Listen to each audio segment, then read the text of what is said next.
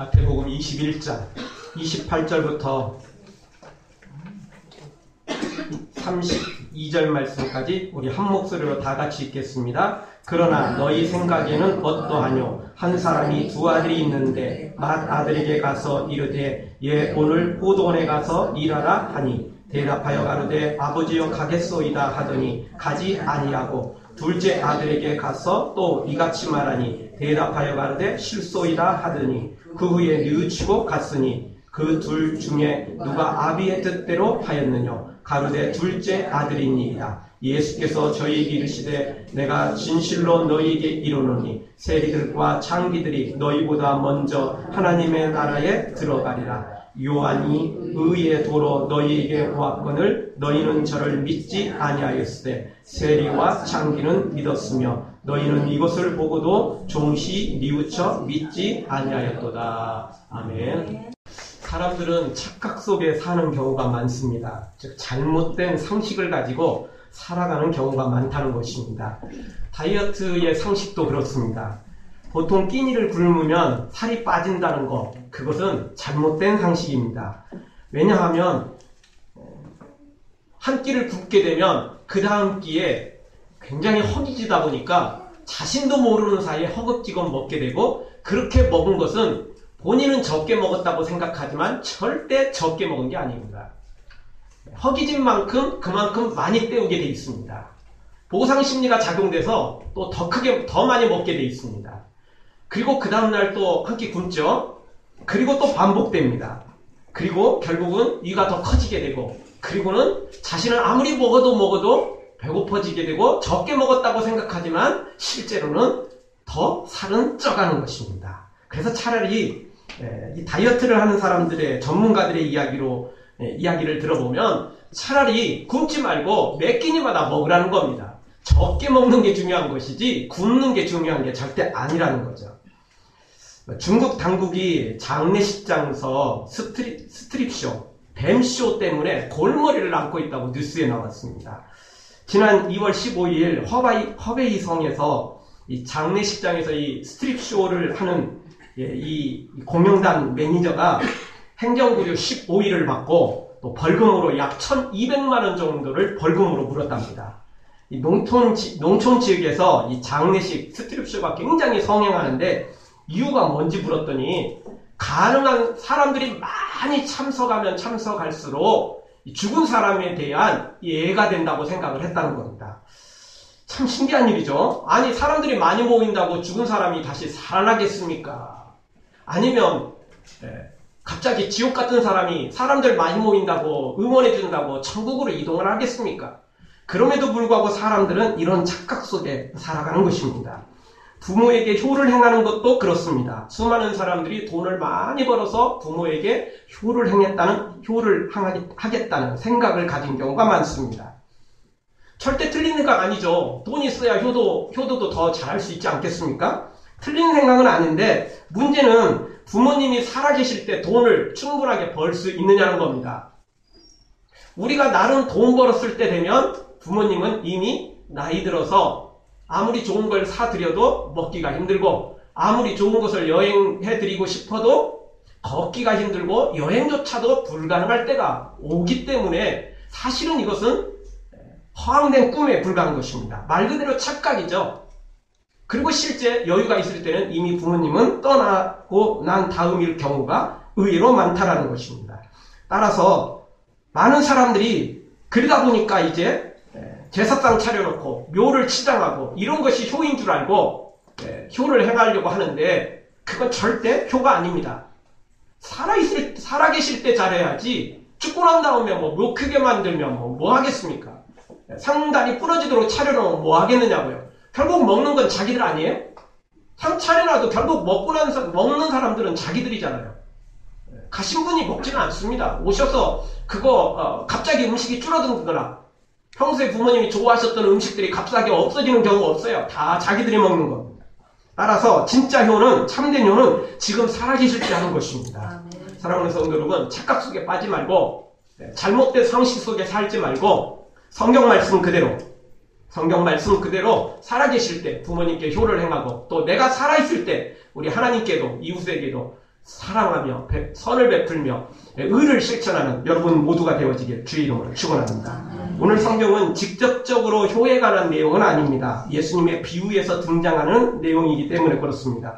그럼에도 불구하고 오늘 성경은 부모에게 효를 행하는 것이 무엇인지, 그리고 근본적으로 모든 인류의 아버지이신 하나님께 효를 행하는 것이 무엇인지 오늘 성경이 보여주고 있습니다. 오늘 어버이 주일 우리에게 주시는 말씀 몇 가지 살펴볼 때, 첫 번째 주시는 말씀은 처음부터 부모님의 뜻대로 하는 사람이 진짜 효를 행하는 사람이라는 것입니다. 사실 부모라고 모든 것이 옳고 모든 것이 의로운 것은 아닙니다. 그럼에도 불구하고 성경은 부모에게 순종하라고 말합니다. 당연히 하나님 말씀 안에서 순종해야죠. 부모님이 잘못된 걸 가르쳐 주는데도, 잘못된 걸 행하려고 하는데도 불구하고 할 수는 없겠죠. 그러나 약간 잘못된 건 상관없어요. 죄가 아니라면 그거 큰 문제될 거 없지 않습니까? 조금 손해보고 조금 다시 되돌아가면 되는 거고, 조금 다시 시간 걸리면 상관없잖아요. 그런 것 그렇게 큰 문제될 거 아니라면 그냥 해도 좋습니다. 우리말에 그냥 쓰는 말 중에 사소한 일에 목숨을 걸지 말라는 말이 있는데 진짜 그렇습니다. 사소한 일에 목숨을 걸 필요 없습니다. 다시 되돌아오면 되잖아요. 아니 몇 날 며칠 걸리는 것도 아니고 다시 조금 되돌아오면 되는 거지 않습니까? 당연히 틀린 것은 절대 부모님의 말씀이라도 순종할 수 없죠. 죄질하는데 순종할 수 없는 거지 않습니까? 잘못된 거 하라는데 순종할 수는 없지 않습니까? 그러나 그런 일은 거의 생기지 않습니다. 어떤 부모가 자식에게 잘못된 일을 가르치겠습니까? 어떤 부모가 자식에게 죄질하고 말하겠습니까? 그런 부모는 거의 없죠. 하긴 요즘에는 너무나 악한 시대에 있어서 그런지 그런 악한 일도 종종 일어나는 것을 보게 됩니다. 그러나 그런 일들은 정말 아주 작은 일이고 정말 어쩌다 한 번씩 일어나는 그런 일이고, 보통 사람들은 절대 그러는 일이 없습니다. 하여튼 오늘 성경은 부모님의 말씀에 예할 때 우리가 효를 행할 수 있다라고 말합니다. 처음 시작할 때 잘못된 상식으로 살아가는 경우가 많다고 그랬습니다. 착각 속에 살아가는 경우가 많다고 그랬습니다. 그 잘못된 상식 속에 하나는 우리 한국에 적용되는 내용인데, 기독교는 불효 종교라는 그런 상식입니다. 당연히 교회 다니는 사람 인정하지 않죠. 근데 교회도 모르는 사람들, 그냥 교회 미워하는 사람들, 교회를 좀 아는 사람들은 그런 말도 안 해요. 근데 교회를 모르는 사람들, 그냥 교회를 무조건 욕하고 싶은 사람들, 이런 사람들은 기독교를 불효의 종교라고 말하죠. 이유는 뭐죠? 제사 안 한다는 것입니다. 제사 안 한다는 이유로 기독교는 불효의 종교다 이야기하죠. 그러나 절대 그렇지 않습니다. 우리도 제사합니다. 상 차려놓고 꼭 절해야 제사입니까? 우리는 예배하면서 제사하거든요. 전혀 문제될 게 없습니다. 효의 방법이 다를 뿐이죠. 근데 자기 식대로 하면 효고 자기 식대로 안 하면 불효나요? 여러분, 세상에서 가장 좋은 효도는 막 집사드리고 막 좋은 건 막 사드리고 이런 게 아닙니다. 가장 좋은, 가장 귀한 효는 부모님을 기쁘시게 해드리는 겁니다. 아멘. 여러분, 내가 고기 좋아한다고 부모님께 고기 사드리는 게 무조건 효나요? 부모님이 고기 안 좋아할 수 있어요. 그러면 고기를 사드리면 안 되죠. 부모님 모시다 드리고, 어머니, 아버지, 이게 우리나라에서 제일 비싼 고기입니다. 그럼 뭐 하겠어요? 안 좋아하시는데. 효가 아니에요. 효가 아니에요. 예. 우리 착각 속에 살아가는 사람들 의외로 많습니다. 자기 착각 속에 사는 것은 그건 진짜 어리석은 것입니다. 진짜 효가 뭐냐? 부모님을 기쁘게 해드리는 거죠. 그러면 돌아가신 부모님을 어떻게 하면 기쁘게 해드릴 수 있을까요? 사실은 그건 불가능한 일입니다. 이미 세상에서 떠나신 분인데. 제사하면 효고 제사하지 않으면 효가 아니다. 아까 말씀드렸던 것처럼 우리는 제사를 하지 않는 건 아닙니다. 다만 우리는 예배로 하는 거죠. 그 사람들은 상다리 차려놓고 절하는 걸로 하지만 우리는 그 시간에 하나님의 은혜를 구하고 우리 가족들이, 자녀들이 10월의 대로가 열려서 정말 하나님의 사람으로 의롭게 거룩하게 또 그렇게 승리하며 살아가도록 하나님의 은혜를 구하면서 우리가 기도하지 않습니까? 그러면 충분한 거 아닙니까? 우리가 착각 속에 살아서는 곤란합니다.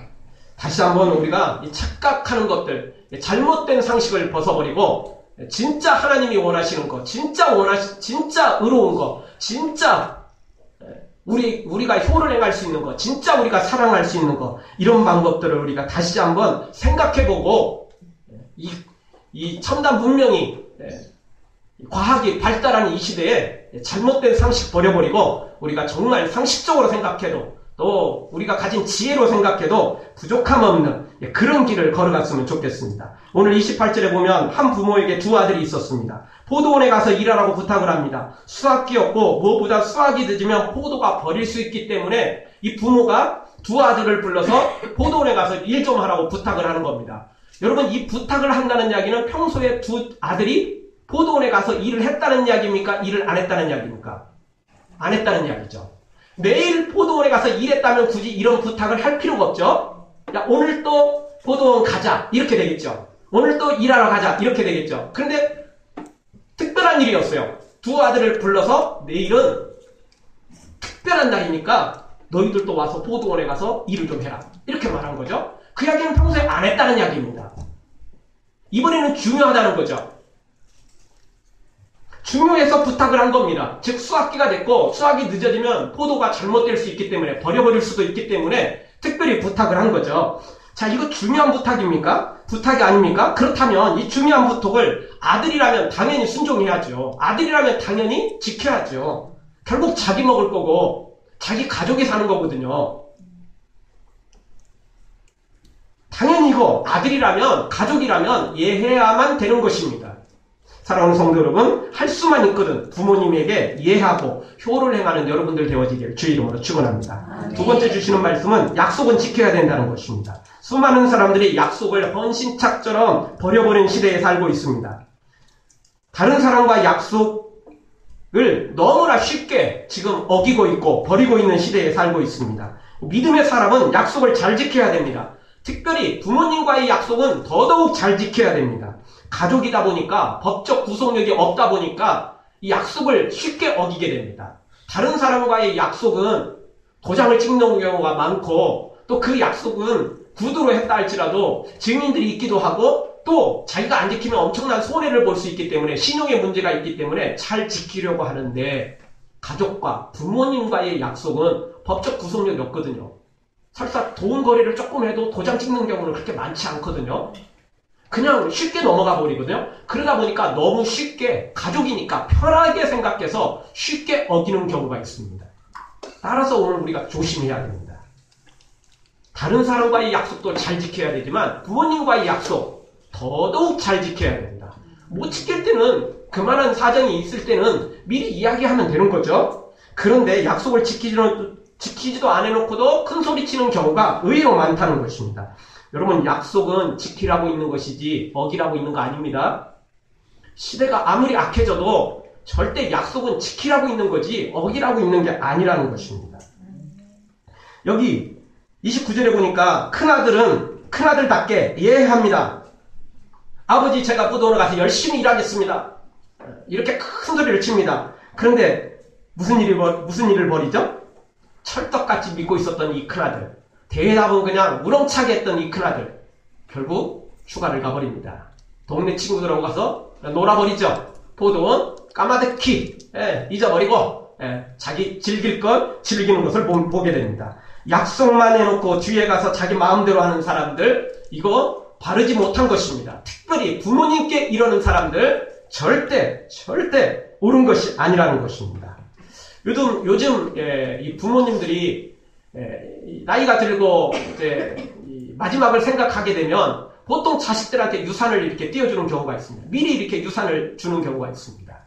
근데 유산을 주고 나면 무슨 일이 벌어지냐면 정말 잘 섬기는 자식들도 있고 효를 행하는 자식들도 있지만 의외로 그렇지 않은 경우가 많습니다. 제대로 찾아오지도 않고 이거 완전히 개망난이 되는 경우가 의외로 많습니다.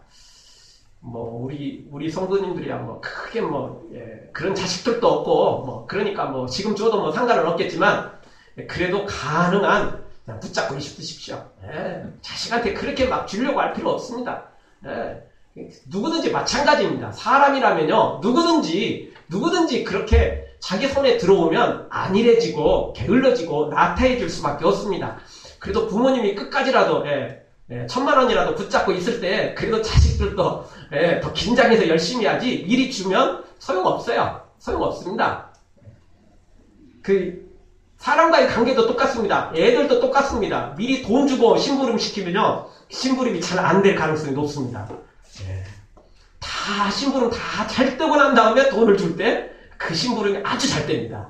미리 주면 그 곤란해집니다. 그게 뭐 나쁜 마음이 아니라 사람은 그런 마음을 가질 수밖에 없어요. 그래서 죄인이라고 말하는 겁니다. 그래서 우리 사람은 부족하다고 말하는 것입니다. 여기 큰아들 법적 구속력이 없죠. 도장 찍어놓은 것도 아니고 만약 도장 찍어갖고 너 내일 포도원에 안 가면 너 뭐 집에서 내쫓겠다 호적을 파버리겠다 이런 거 없으니까 그냥 한번 혼나면 될 거라고 생각했던 거죠. 이 큰아들은. 그리고 안 가버리는 거죠. 이거는 둘째보다 더 사실은 심각한 상황일 수 있습니다. 왜? 이 큰아들이 올 줄 알고 그 인원에 맞춰서 준비를 했지 않겠습니까? 그런데 아무런 이유도 없이 아무런 사전 언질도 없이 그냥 도망가 버린 거니까 사실은 문제가 심각해지게 된 거죠. 사랑하는 성도 여러분, 약속은 반드시 지키되 더더욱 부모님과 약속한 것은 반드시 지키는 여러분들 되어지길, 그래서 효를 행하는 여러분들 되어지길 주의 이름으로 축원합니다. 세 번째 주시는 말씀은 잘못했다 할지라도 누치고 순종해야 된다는 것입니다. 우리가 살다 보면 잘못할 수 있습니다. 실수할 수 있습니다. 죄질 수 있습니다. 몰라서 그럴 수도 있고 어쩔 수 없이 그럴 수도 있고 또는 알기는 알았지만 그냥 내가 일부러 그런 경우도 있을 수 있습니다. 그렇다 할지라도 한 번 잘못한다고 모든 것이 끝난 것은 아닙니다. 세상에 완전한 의인은 아무도 없기 때문에 그렇습니다. 모든 사람이 다 죄인입니다. 그래서 그런 말을 하죠. 죄를 지어서 지옥 가는 게 아니고 회개하지 않아서 지옥 간다는 겁니다. 당연히 우리가 죄 지으니까 지옥 가는 거죠. 그렇지만 더 냉정하게 말한다면 죄 짓지 않은 사람은 아무도 없습니다. 그럼 죄진 사람은 다 지옥 가나요? 그렇지는 않습니다. 누가 지옥 갑니까? 회개하지 않는 사람. 천국은 누가 가나요? 죄 안 지는 사람이 가나요? 그렇지는 않습니다. 죄를 회개하고 용서받은 사람. 그 사람이 천국 가는 것입니다. 그러니까 죄 졌다고 끝나는 거 아니에요. 한 번 잘못했다고 끝난 건 아닙니다. 뉘우치고 회개하고 돌이키면 되는 것입니다. 하나님은 우리가 한두 번 죄를 졌다고 버리시고 외면하신 분은 아닙니다. 부모님도 마찬가지죠. 아무리 큰 죄를 졌어도 회개하고 돌아오기를 원하시는 게 하나님의 마음이고 또 부모님의 마음이라고 볼 수 있는 것입니다. 너는 잘못된 놈이니까 가서 죽어버려라, 망해버려라, 지옥 가버려라. 이런 부모는 없고 이런 하나님도 없다라는 것입니다. 어떤 잘못을 저질러도 회개하고 돌아와서 새 사람 되기를 원하는 게 하나님의 마음이며 또 부모님의 마음이라는 것입니다. 오늘 30절을 한번 읽겠습니다. 30절 다 같이 읽겠습니다. 둘째 아들에게 가서 또 이같이 말하니 대답하여 가로되 실소이다 하더니 그 후에 뉘우치고 갔으니. 아멘. 둘째 아들은 아버지 말을 듣자마자 싫다며 단칼에 베어버립니다. 아버지 부자인데 뭘 저까지 일합니까? 정 일손이 없으면 돈 주고 품권 사세요. 우리 이렇게 부자인데 제가 떼약 빼서 나가서 그냥 얼굴 새까맣게 타면서 일해야 되겠습니까? 요즘 꽃미남 다 좋아하는데 살결도 남자들도 피부 좋아야 됩니다. 요즘 남자들도 다 화장하고 그러는데 아버지 제가 떼약 빼 가서 일하면 좋겠어요. 그러면 여자들 좋아하겠습니까? 그러다가 며느리감, 좋은 며느리감 날아갑니다. 좋은 며느리감 생각하시려면 저 일 시키지 마세요. 자, 이렇게 아주 당당하게 작은 아들은 이야기를 합니다. 그런데 곰곰이 생각해보니까, 놀러 가다가 생각해보니까 아닌 거예요. 왜? 아버지가 평소에 이렇게 부탁한 적이 별로 없거든요. 특별한 걸 부탁을 했거든요. 근데 자기가 생각해보니까 이건 아닌 것 같아요. 하루 조금, 새까맣게 탄다고 좋은 여자가, 도망갈 일도 없을 거고, 그렇게 해서 도망가는 여자라면, 아무리 생각해봐도 그런 여자는 더 빨리 도망가는 게 차라리 낫겠다. 이런 생각이 이제 아마 들었던 모양이죠. 기타 등등. 이 둘째는 다시 한번 자신의 삶을 뒤돌아보고 아버지께 돌아오죠. 그리고 포도원에 가서 열심히 일합니다.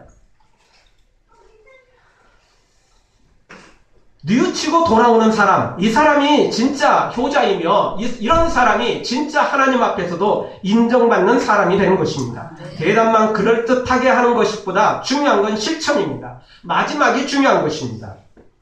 다만 기왕이면 처음부터 순종했더라면, 처음부터 예했더라면 얼마나 더 좋은 100점짜리, 200점짜리 효자가 될 거냐는 겁니다. 나중에 뉘우쳤으니까 그것만으로도 감사하지만 기왕이면 처음부터 잘한다면 얼마나 좋냐고요. 우리 하나님은 알파와 오메가 되신 하나님이죠.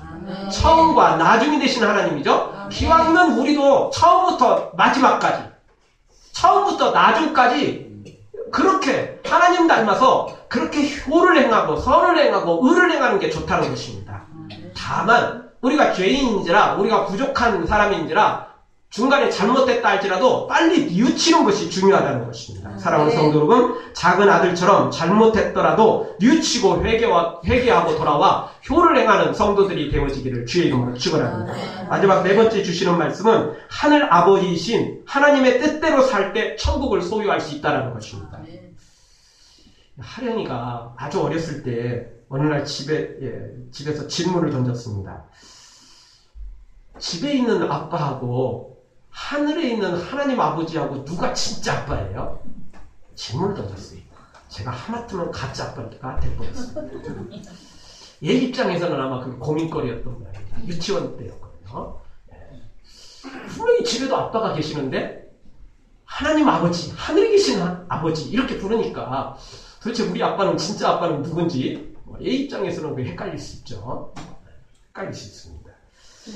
모든 사람들에겐 육신의 부모가 계십니다. 그러나 또 모든 사람들에겐 하늘에 계신 우리 아버지가 계시다는 걸 알아야 됩니다. 아멘. 육신의 아버지만 아버지가 아니고 어머니만 어머니가 아니고 우리의 모든 인류의 아버지가 계신다는 것입니다. 우리 부모보다도 더 높고 큰 하늘에 아버지가 계시다는 사실 우리가 반드시 잊어서는 안 되는 것입니다. 우리 모두는 그 하나님의 형상대로 창조된 창조물이며 자녀인 것입니다. 그런데 우리가 그 죄를 짓고 하나님에게서 떠나버렸다는 것입니다. 하나님에게서 가출하여 방황하다가 지옥으로 떨어지는 그런 위기에 처해 있는 것이 우리 사람들이라는 것입니다. 이제 다시 하늘의 아버지께로 돌아가야 됩니다. 이제 다시 하나님 아버지께로 다시 한번 우리가 뉘우치고 돌이켜 하나님을 섬겨야 된다는 것입니다. 아멘. 하나님의 형상을 다시 회복해야만 된다는 것입니다. 아멘. 그래야만 영원한 천국을 소유하게 되는 것입니다. 아멘. 오늘 성경의 이 비유는 큰아들은 이스라엘을 상징합니다. 이스라엘은 처음부터 하나님께 택함을 받은 사람들이었습니다. 처음에는 하나님을 잘 섬겼던 사람들이었습니다. 처음부터 그들은 하나님 아버지 말씀에 이해하며 살았습니다. 그러다가 세월이 지나자 그들도 하나님을 떠나버렸습니다. 이해하다가 나중에는 아니오로 바뀌어버렸던 것입니다. 반대로 여기 작은 아들은 이방인들을 가리키는 것입니다. 이방인들은 처음부터 하나님을 떠났고 하나님을 잊어버렸고 하나님을 거부했습니다. 선교사들이 복음을 갖다 전해주어도 믿지도 잘 안 했습니다. 그러나 어렵게 이방인들이 하나님을 알아가기 시작했고 돌이켜 뉘우쳐 하나님 앞에 돌아오기 시작했던 것입니다. 그래서 더 열심히 하나님을 섬기는 장면들이 지금 이 시대에 벌어지고 있습니다. 예수님께서 이 비유를 이 이스라엘 백성들에게 가르쳐 주시는 이유는 큰아들인 너희는 처음부터 예했고 처음부터 하나님을 섬겨왔지만 지금은 아니다. 지금은 너희들이 아니오하고 있다. 지금은 너희들이 하나님의 이름을 갖고는 있지만 하나님을 떠난 사람들이다. 이렇게 경고해 주고 있고 반대로 이방인들은 지금 작은 아들처럼 떠났던 사람들은 회개하고 돌아오게 될 것이다. 라는 사실을 예수님께서 가르쳐 주신 것입니다. 그래서 뉘우쳐서 너희들도 뉘우치고 이제 작은 아들처럼 다시 교를 행하라. 예수님께서 이들에게 말씀해 주신 것입니다. 이제는 우리가 하나님의 뜻대로 순종해야 됩니다. 아멘. 우리도 이방인이었는데 우리도 불순종하는 둘째 아들이었는데 회개하고 돌아와서 오늘 이 자리에 있습니다. 아멘. 이제는 우리가 둘째 아들에서 큰아들이 된 겁니다. 아멘. 근데 문제는 계속 순종하는 큰아들이 돼야 되는데 옛날에는 구원의 감격이 있었고 옛날에는 주님을 잘 섬겼는데 옛날에는 주님을 영화롭게 했는데 어느 순간부터 구원의 감격은 식어지고 은혜는 식어지고 교회는 나와 있는데 이 큰아들처럼 살아가는 잘못된 사람들이 생기더라는 것입니다. 그래서 정작 이제 죄인이었던 사람 세리와 창기들이 돌아와서 회개하고 하나님을 섬기고 하나님 앞에서 구원의 길을 걸어가는 사람이 생기더라는 것입니다. 바로 31절에 있는 내용들입니다. 의롭다고 말하는 사람들은 예해놓고 아니요 불순종했지만 죄인이라고 말하는 사람들은 회개하고 돌아와서 믿음으로 살아가더라는 것입니다. 아멘. 중간에 말씀을 드렸습니다. 가장 좋은 건 처음부터 이해하고 마지막까지 이해하는 사람. 이제 우리는 과거는 이제 잊어버리고 우리가 주님 앞에 돌아왔습니다. 이제 우리는 이제 작은 아들에서 큰 아들로 바뀌었습니다. 그럼 이제는 계속해서 큰 아들의 모습을 가져야 됩니다. 아니요 하는 큰 아들 말고 예하는 큰 아들 말입니다. 정말 하나님만 섬기는 그런 하나님의 자녀로 살아야만 되는 것입니다. 주님이 말씀하시는 것만 아멘하고 주님이 말씀하는 데까지만 가고 주님이 멈추라는 곳에는 멈추는 이제 하나님의 뜻대로 예수님의 말씀대로만 살아가는 그런 하나님의 사람들이 돼야 됩니다. 하나님을 섬기는 것도 그렇고 오늘 어버이 주일 특별히 부모를 공경하라, 부모에게 순종하라, 부모에게 효를 행하라, 이 말씀도 역시 동일한 하나님의 말씀입니다.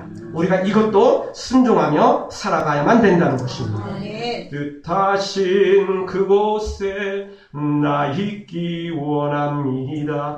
이끄시는 대로 순종하며 살리니 연약한 내 영혼 통하여 일하소서. 주님 나라와 그 뜻을 위하여 오 주님 나를 이끌소서. 아멘.